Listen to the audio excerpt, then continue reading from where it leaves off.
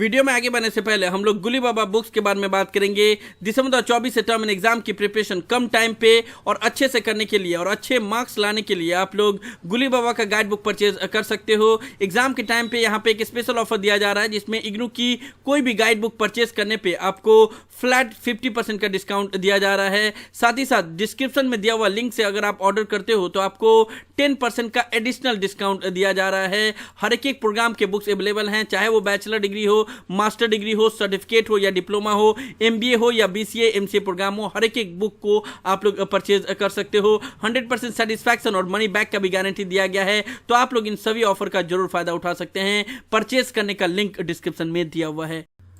Hello everyone, welcome to my YouTube channel AH helpline. कैसे हैं आप लोग? इस वीडियो में हम लोग बात करेंगे एग्जाम फॉर्म फिलअप करने के प्रोसेस के बारे में।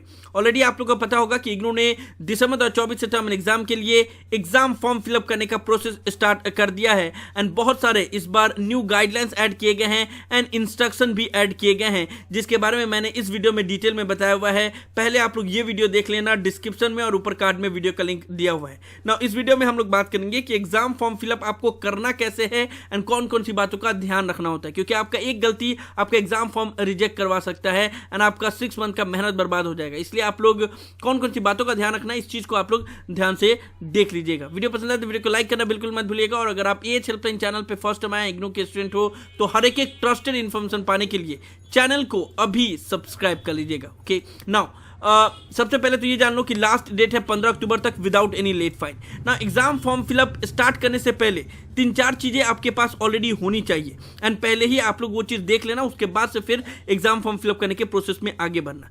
सबसे पहले तो आपके पास एबीसी आईडी होना कंपलसरी है।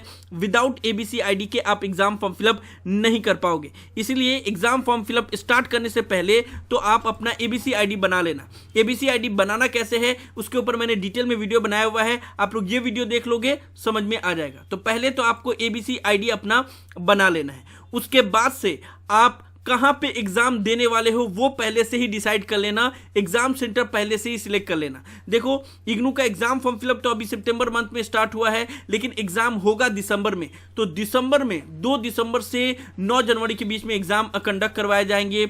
उसके लिए इग्नू ने डेट शीट ऑलरेडी रिलीज कर दिया है, तो पहले आप लोग डेट शीट को डाउनलोड कर लेना इस पेज पे आके एंड देख लेना कि आपका एग्जाम कौन से डेट पे होने वाला है एंड जिस डेट पे आपका एग्जाम होगा उस टाइम पे आप कौन से सिटी में होने वाले हो, ठीक है, वही एग्जाम सेंटर को आप सिलेक्ट करना। क्योंकि बहुत बार स्टूडेंट का ऐसा होता है कि अभी वो कहीं और पे हैं एंड बाद में कहीं और पे शिफ्ट हो जाते हैं एंड फिर वो एग्जाम सेंटर चेंज करने के लिए रिक्वेस्ट करते हैं, जो कि नहीं माना जाता है। तो पहले ही आप लोग एग्जाम सेंटर पहले चेक कर लेना। यहाँ पे हर एक regional centre wise exam centre का लिस्ट दिया हुआ है, आप जहाँ पे रहोगे उसको सिलेक्ट करके उसके बाद से सबमिट के ऊपर क्लिक करोगे तो यहाँ पे देख लोगे कि कहाँ कहाँ पे एग्जाम पड़ा हुआ है। भोपाल में मैंने मुझे अगर एग्जाम देना है तो इतने सारे एग्जाम सेंटर अवेलेबल हैं। उसी तरीके से अगर देहरादून में एग्जाम देना है तो देहरादून में इतने सारे एग्जाम सेंटर अवेलेबल है। तो पहले ही आप अपना एग्जाम सेंटर चेक कर लेना कहाँ पे आपको एग्जाम देना है। एबीसी आईडी बना लिए, एग्जाम सेंटर डिसाइड कर लिए, उसके बाद से आप सब्जेक्ट डिसाइड कर लेना कि आपको कितने पेपर का एग्जाम देना है। सबसे इंपॉर्टेंट चीज तो वही है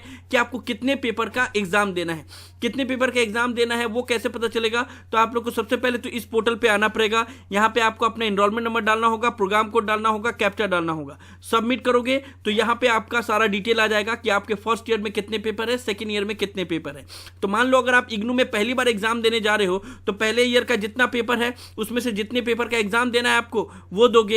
एंड अगर आपने ऑलरेडी इग्नू में एग्जाम दिया हुआ है तो कितने पेपर में बैक लगा है और कितने पेपर में आप पास हो वो आप ग्रेड कार्ड से चेक कर सकते हो, ठीक है। ग्रेड कार्ड में आप कितने पेपर में पास हो, कितने पेपर में फेल हो, वो कैसे पता चलेगा, तो उसके ऊपर भी मैंने वीडियो बनाया हुआ है, आप लोग वो वीडियो को देख सकते हैं। तो पहले आप लोग सब्जेक्ट सिलेक्ट कर लेना कि कौन कौन से पेपर का आपको एग्जाम देना है। ये तीनों चीजें आपने देख लिया, उसके बाद से अब आपको एग्जाम फॉर्म फिलअप करने का प्रोसेस पे आगे बढ़ना है। एक और चीज मैं आप लोग को बता दूं कि इग्नू में एग्जाम फॉर्म सिर्फ ऑनलाइन ही फिलअप होता है, और जितने भी स्टूडेंट के बैक लगे हुए हैं या कोई पेपर में वो फेल हो गए हैं तो सभी का एग्जाम फॉर्म फिलअप इसी पोर्टल से होता है। इग्नू का बैक का या फिर जो पेपर में फेल हो गया उसका कोई अलग से एग्जाम फॉर्म फिलअप नहीं होता है। सभी का, चाहे वो ऑनलाइन मोड हो या ओडीएल मोड हो, सभी का इसी एग्जाम फॉर्म के पोर्टल से एग्जाम फॉर्म फिलअप होगा। तो आपको इसी से ही एग्जाम फॉर्म फिलअप करना है। तीनों चीजें हो गई। तो दो पार्ट में हम लोग इस वीडियो को बांटते हैं। पहले तो हमने इंस्ट्रक्शन बात कर लिया और उसके बाद से फिर आप एग्जाम फॉर्म फिलअप करने के प्रोसेस के बारे में बात करेंगे। ठीक है, तो पहले ये सारा चीज स्क्रॉल डाउन किए, पढ़ लिए, एंड उसके बाद से फिर नीचे आओगे, डिक्लेरेशन के ऊपर क्लिक करोगे। उसके बाद से proceed to fill online exam form के ऊपर क्लिक करोगे। ठीक है, जैसे इसके ऊपर क्लिक करते हो नेक्स्ट पेज पे आ जाओगे। यहाँ पे आपको अपना इनरोलमेंट नंबर डालना होगा, अपना प्रोग्राम कोड सिलेक्ट करना होगा। यहाँ पे सभी प्रोग्राम के नाम दिए हुए हैं। प्रोग्राम कोड सिलेक्ट करोगे। उसके बाद से कौन से एग्जामिनेशन सेंटर रीजन में आप एग्जाम देना चाहते हो, यहाँ पे जितने भी रीजनल सेंटर हैं उन सब का नाम दिया हुआ है। तो आप एग्जाम कहाँ पे देना चाहते हो वो आपको सिलेक्ट करना है, ना कि आपका कौन सा रीजनल सेंटर है। ठीक है, जहाँ पे एग्जाम देना चाहते हो वो आप सिलेक्ट करोगे। अगर आप कोलकाता के हो, आप मुंबई में एग्जाम देना चाहते हो तो मुंबई सिलेक्ट करोगे। कोलकाता के हो, कोलकाता में ही एग्जाम देना चाहते हो, कोलकाता सिलेक्ट करोगे। ठीक है, तो जहाँ पे एग्जाम देना है आपको वही सिलेक्ट करोगे। सिलेक्ट करने के बाद से यहाँ पे कैप्चा पुट करोगे। उसके बाद से सबमिट के ऊपर क्लिक करोगे। सबमिट के ऊपर क्लिक करने के बाद से नेक्स्ट पेज पे आ जाओगे। यहाँ पे आपका सारा डिटेल दिया हुआ रहेगा, यानी कि आपका एड्रेस, आपका नेम, आपका एनरोलमेंट नंबर। तो सबसे पहले तो आपको एग्जाम सेंटर सेलेक्ट करना है। तो पहला पेज में जो आपने एग्जामिनेशन सेंटर रीजन सेलेक्ट किया है उसी के अंडर में जो जो एग्जाम सेंटर अवेलेबल हैं वो सब यहाँ पे आपको दिखेगा। ठीक है, तो इसमें से आपको जहाँ पे एग्जाम देना है वो सिलेक्ट करना। और देखो यहाँ पे सिर्फ एग्जाम सेंटर कोड दिया हुआ रहता है, लेकिन एग्जाम सेंटर का एग्जैक्टली एड्रेस अगर आपको पता करना है तो वो आपको इस पोर्टल से पता चलेगा। जैसे मान लो कोलकाता रीजनल सेंटर में जितने भी एग्जाम सेंटर है वो यहाँ पे आ गया। अब देखो यहाँ पे मैंने सिलेक्ट किया 2800C, तो 2800C का ये एड्रेस लिखा हुआ है, नंबर 1 विवेकानंद रोड, पीपल पाती। ठीक है, हुगली। ठीक है, तो ये आपको एड्रेस यहाँ से मिलेगा। उसी तरीके से बाकी अदर एग्जाम सेंटर का भी एड्रेस वहाँ पे दिया हुआ है। ठीक है, तो आपको जहाँ पे एग्जाम देना है वो सिलेक्ट किया। उसके बाद से आपसे पूछा जाएगा कि जो आपका एड्रेस है क्या उसको चेंज करना चाहते हो, यस या नो।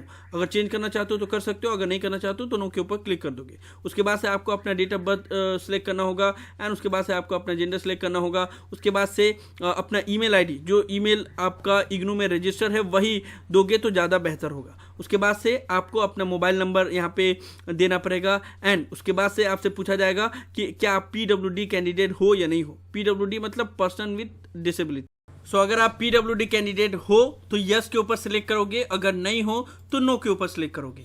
अगर नो के ऊपर सिलेक्ट करते हो तब तो आप लोग एग्जाम फॉर्म फिलअप को कंटिन्यू कर सकते हो, कोई अदर ऑप्शन नहीं आएगा। लेकिन अगर आप यस के ऊपर सिलेक्ट करते हो तो आपको एक और ऑप्शन आ जाएगा जिसमें आपसे पूछा जाएगा कि जो डिसेबिलिटी है क्या उसको उसकी वजह से आपको लिखने में भी प्रॉब्लम होता है, यस या नो। तो अगर आपको लिखने में प्रॉब्लम नहीं होता है तो नो के ऊपर सिलेक्ट करोगे, अगर लिखने में प्रॉब्लम होता है तो यस के ऊपर सिलेक्ट करोगे। उसके बाद से आपसे पूछा जाएगा कि क्या आपको स्क्राइब की जरूरत है या नहीं। स्क्राइब मतलब आपके बदले में कोई और लिखेगा। तो अगर आपको जरूरत है तो यस के ऊपर सिलेक्ट करोगे, अगर जरूरत नहीं है तो नो के ऊपर सिलेक्ट करोगे। तो अगर आप यस के ऊपर सिलेक्ट करते हो तो एक और पॉपअप आ जाएगा जिसमें आपको बोला जाएगा कि आप रीजनल डायरेक्टर से मिलो, एंड रीजनल सेंटर पे अपना मेडिकल सर्टिफिकेट जो गवर्नमेंट की तरफ से इशू किया गया है वो आपको सबमिट करना होगा, ताकि रीजनल सेंटर आपके लिए स्क्राइब का इंतजाम कर पाए। ठीक है, एंड अगर आप को स्क्राइब की जरूरत नहीं है या फिर आप PWD कैंडिडेट नहीं हो तो सिंपली नो के ऊपर सिलेक्ट करोगे तो कोई भी ऑप्शन नहीं आएगा, वो सारा ऑप्शन क्लोज हो जाएगा। ठीक है, उसके बाद से आता है आधार कार्ड। आधार कार्ड नंबर देना ऑप्शनल है, दोगे तब भी चलेगा, नहीं दोगे तब भी चलेगा। उसके बाद से आता है the most highlighted thing of exam form, that is ABC ID। अब आपको यहाँ पे ABC ID देना पड़ेगा। तो ABC ID आप लोग डायरेक्ट यहाँ पे टाइप नहीं कर सकते, आपको यहाँ पे एक ऑप्शन मिलेगा क्लिक हियर टू एंटर और चेंज ABC ID। इसके ऊपर पहले क्लिक करना होगा। उसके बाद से ये पेज ओपन हो जाएगा। उसके बाद से आपसे पूछा जाएगा कि क्या आपके पास ABC ID है या नहीं है। अगर आपके पास ABC ID है तो डायरेक्टली आप यस के ऊपर से क्लिक करोगे, एंड उसके बाद से अपना ABC ID यहाँ पे डाल के उसके बाद से सबमिट कर सकते हो। अगर आप नो के ऊपर सिलेक्ट करोगे, यानी कि अगर आपके पास ABC ID नहीं है तो यहाँ पे आपको दो और ऑप्शन देखने को मिल जाएंगे जिसमें आपको बोला जाएगा कि आप अपना नेम टाइप करो एज अकॉर्डिंग टू आधार। जिस तरीका से आधार में आपका नेम का स्पेलिंग है वही यहाँ पे डालना होगा, और जो मोबाइल नंबर आधार के साथ लिंक है वो मोबाइल नंबर डाल के उसके बाद से सबमिट करोगे तो सेम वही प्रोसीड्योर अपनाना होगा। ABC ID बनाने के प्रोसीड्योर में जो लगता है वही प्रोसीड्योर आपको फिर फॉलो करके फिर ABC ID बनाना होगा। तो अल्टीमेटली में आपको ABC ID बनाना होगा, उसके बाद से ही आप एग्जाम फॉर्म फिलअप कर सकते हो। हालांकि एक ट्रिक है जिससे आप विदाउट एबीसी आईडी के भी एग्जाम फॉर्म फिलअप कर सकते हो, लेकिन बाद में आपको एबीसी आईडी बनाना पड़ेगा। उसके ऊपर मैंने वीडियो बनाया हुआ है, आप लोग चाहें तो वीडियो देख सकते हैं, डिस्क्रिप्शन में ऊपर कार्ड में वीडियो का लिंक दिया हुआ है।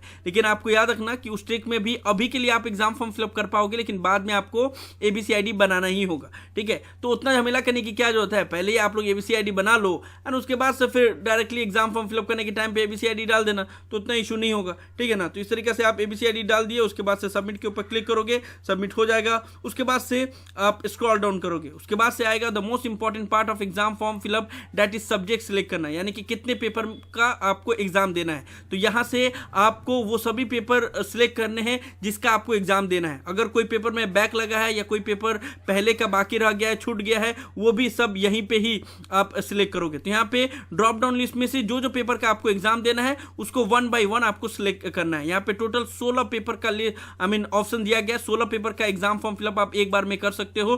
तो आप को जितना पेपर का एग्जाम देना है उसको 1 by 1 इस तरीके से सिलेक्ट कर लेना। सिलेक्ट करने के बाद से आपसे पूछा जाएगा कि क्या इसका असाइनमेंट आपने सबमिट कर दिया है या नहीं, लेकिन यहाँ पे बाय डिफॉल्ट यस ही रहता है, नो का ऑप्शन नहीं रहता है। लेकिन इसका मतलब ये नहीं है कि आपको एग्जाम फॉर्म फिलअप करने से पहले ही असाइनमेंट सबमिट कर देना होगा।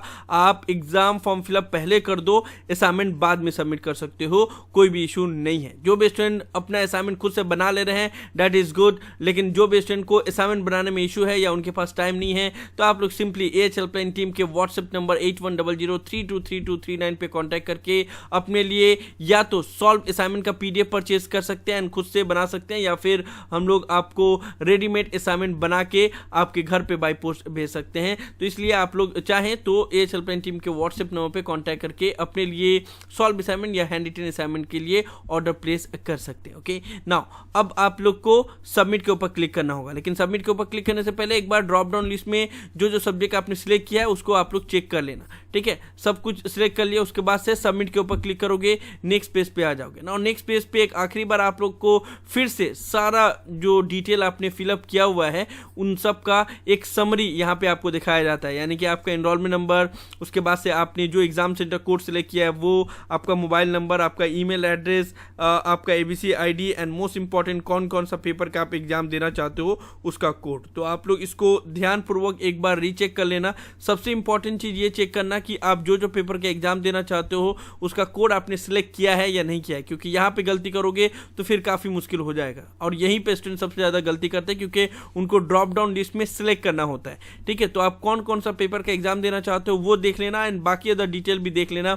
अगर उसमें आपको लगता है कि कोई गलती आपने डिटेल फिलअप कर दिया है तो आप बैक के ऊपर क्लिक करके एंड उसको ठीक कर सकते हो। अगर आपको लग रहा है कि नहीं सब कुछ सही है एंड आप अब एग्जाम फॉर्म फिलअप कर सकते हो, तो आप सिंपली उसके बाद से इसको स्क्रॉल डाउन करोगे एंड यहाँ पे आप पेमेंट गेटवे सिलेक्ट करोगे। पेमेंट गेटवे 1 या 2 दोनों में से कोई भी गेटवे आप सिलेक्ट कर सकते हैं। हम यहाँ पे पेमेंट गेटवे 2 सिलेक्ट कर रहे हैं। उसके बाद से पे नाउ के ऊपर क्लिक करोगे, यहाँ पे आपका कंट्रोल नंबर शो करेगा एंड उसके बाद से आपका नेम शो करेगा एंड यहाँ पे एग्जाम सेंटर कोड और कितना पैसा आपको देना है वो शो करेगा।